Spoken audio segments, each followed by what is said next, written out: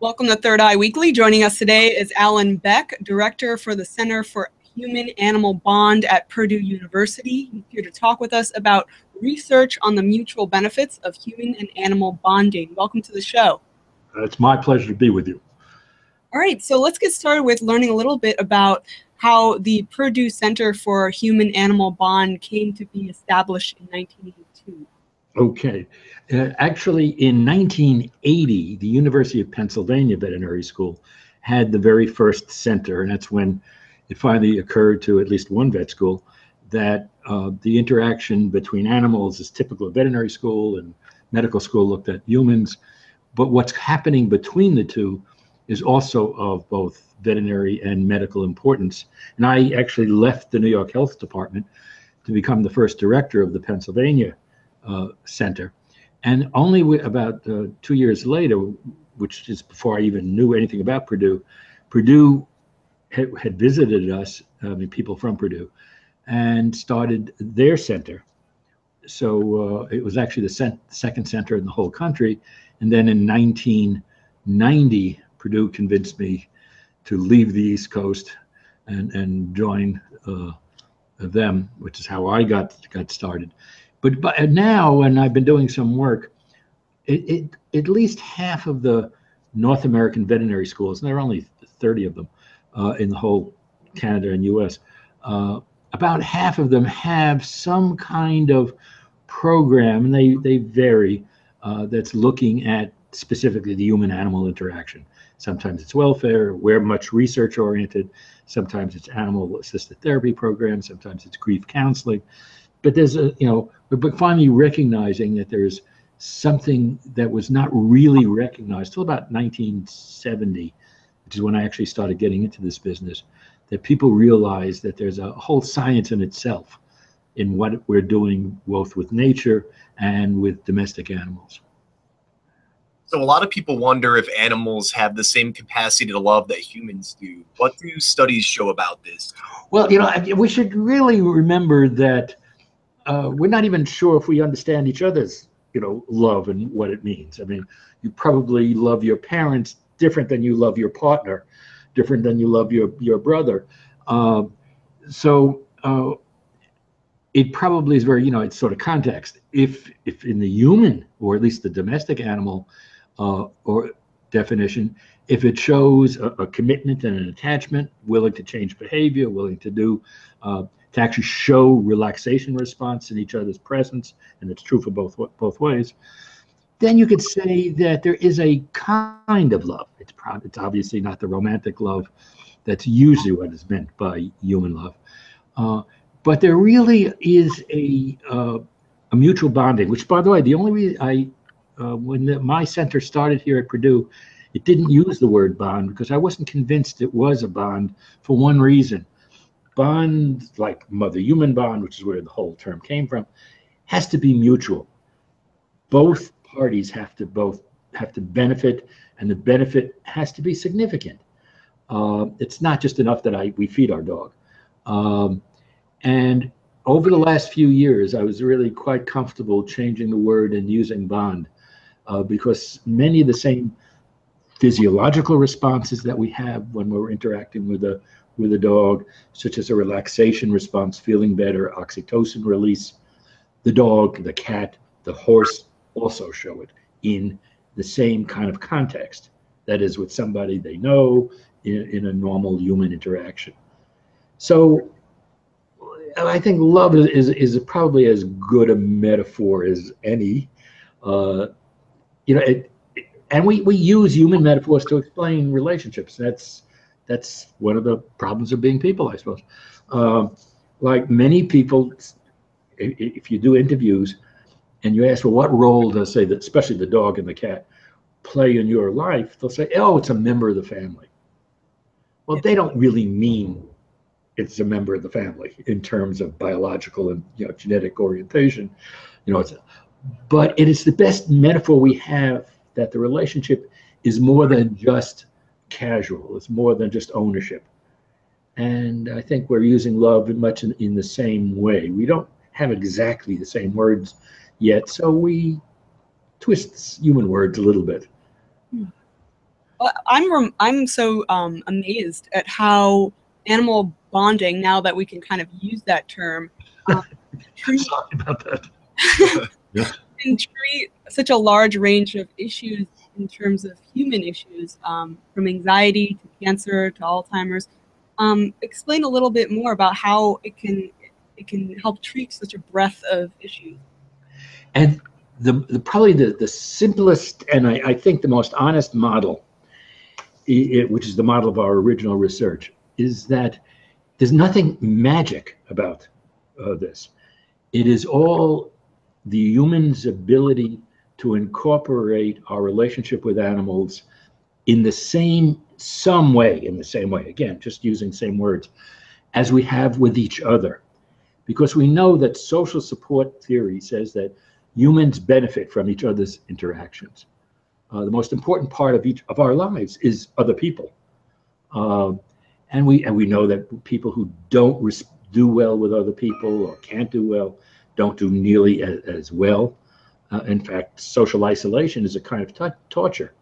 And that we feel less lonely. We use each other for touch. Every culture has a kind of hugging, touching, hand-holding, shaking hands.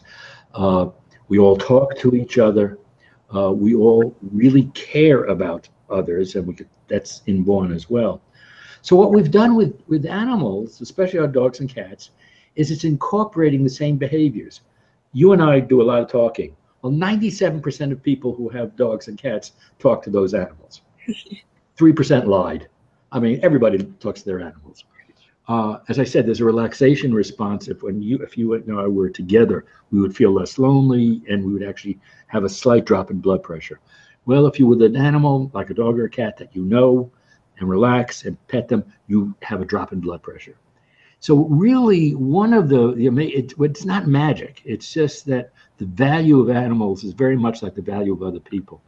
Except animals also add, and people do too, but animals do it even more easily. Animals give us a focus of attention. When we're with an animal, that you're in the present. And remember, stress is nothing more than regretting the past and worrying about the future. When you're in the present, you're not stressed. Oh, you have normative stress, like we're stressed now talking because we're interacting and we're worried about how we respond. But that's a normative response. But we try to stay in we try to do things to stay in the present. Animals just allow us to do that. So that's one of the ways that we found, just as a very simple example. One of the biggest problems that Alzheimer's patients have, especially Alzheimer's in hospitals, advanced Alzheimer's, is that they're so agitated that they don't eat well.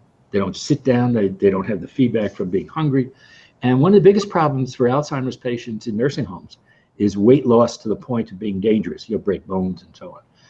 Well, nothing holds their attention. When we need time to sit and relax and perhaps eat, we'll read, we'll watch television, we'll listen to music. None of that works for Alzheimer's patients. But we thought that maybe fish might, and that's the other way animals help, the biophilia hypothesis. So sure enough, we weighed all the food and we've now done it in 3 different states. We weigh the food, and then we introduce a very basic fish tank. It's self-contained, so you can't, the patient can't inadvertently either hurt the animals or hurt themselves, and so on. We use basic goldfish. I mean, nothing special at all. And sure enough, it would calm them down. That was actually a secondary study. We showed that that's how it worked, is that they would sit, and even though they didn't look like they were paying any attention, were very much aware of the fish. They would ask about it, and we got an increase in weight. We would have been happy if they just maintained their weight. We actually got an increase in weight because they would just sit long enough to eat, and being also less agitated. And let's face it, if you sit in one place and you're calm, you eat if there's food in front of you. We all do that. So that would be a very simple example of taking advantage of our inborn attention to animal life, which brought us to the biophilia hypothesis, which is the other way, is that as social animals. We have been basically for millennia selected for people who are aware of nature. Because let's face it, early people, if they weren't paying attention to which plants they could eat or not eat, which animals they can eat and which animals are going to eat them, if you weren't paying attention, you're not going to survive and have more the next generation. So we've inadvertently selected ourselves for being aware of nature, and we are very much aware of nature. And we've also selected ourselves, of course, to be social animals. And this actually has health effects. As far back as 1974, or maybe it's 84, Roger Ulrich showed that people recovering from, he used gallbladder surgery, but you can use any stress event. People recovering from surgery who could look out on a park healed faster and requested painkillers less than people with the same operations, but who had to look out onto just a plain urban setting, the wall and the parking lot, the rest of us. And the people who evaluated both patients had no idea that that was the study. Obviously, the patients didn't realize that that was the study. And we now know this. We care about nature. I mean, you look for nature when you go for a vacation. You look, if a restaurant is worried about you getting bored because they're a little slow, they'll get fish tanks or plants. They don't even realize that's why they're doing it. And if they don't have good plants, they'll put in plastic plants. In media, the most rapid television cable shows are those that have animals. So we're very much aware that nature part. So that's part of the health benefit, plus the fact that it's a good focus of attention, plus the fact that it releases some of the same physiological responses as human interaction. The fact that animals are good for your health is really not a surprise. In fact, it would be very hard to explain the opposite if it wasn't true.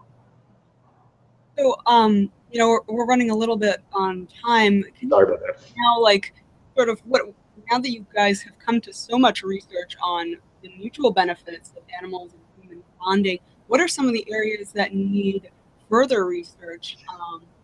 Excellent question. Excellent. One very real thing that needs is better validation of the popular responses that that newspapers and television, they talk about how wonderful things are. We need better validation in order to get legitimate funding, if nothing else, to do the studies. Most of animal work is volunteer work. So that's very important, validation. It would be nice to also have a better grasp of any cross-cultural issues, or people with different backgrounds, different species, so we could better fine-tune the use of animals, at least in the therapeutic environment. So I think those are the two, major things. I would love to see more cross-cultural studies.